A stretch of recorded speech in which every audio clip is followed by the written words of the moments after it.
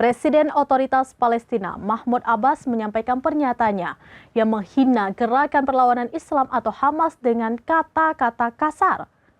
Ia mencaci maki Hamas karena tidak segera membebaskan sandera.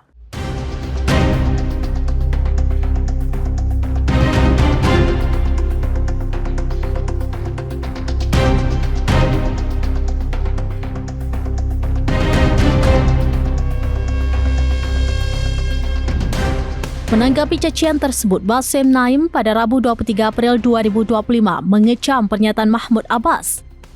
Abbas berulang kali dan secara mencurigakan bersikeras meminta pertanggungjawaban Hamas atas kejahatan Israel dan agresi yang sedang berlangsung. Pidato Abbas tidak mencerminkan penderitaan rakyat Palestina di Gaza, tepi barat dan kem-kem pengungsi dan tidak pula melayani kepentingan bangsa dan perjuangannya. Menurutnya, pidato itu menunjukkan kesenjangan antara kepemimpinan tanpa legitimasi dan realitas perjuangan sehari-hari yang dialami rakyat Palestina.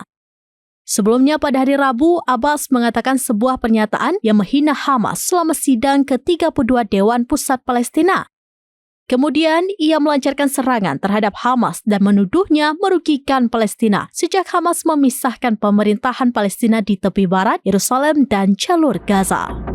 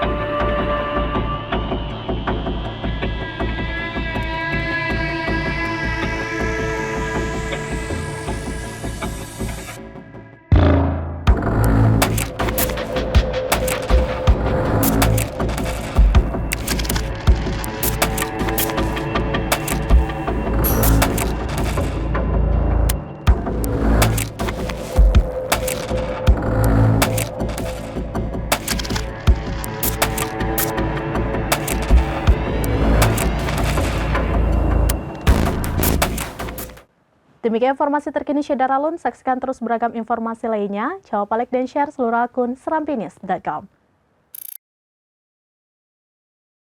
Download Tribun X sekarang, menghadirkan lokal menjadi Indonesia.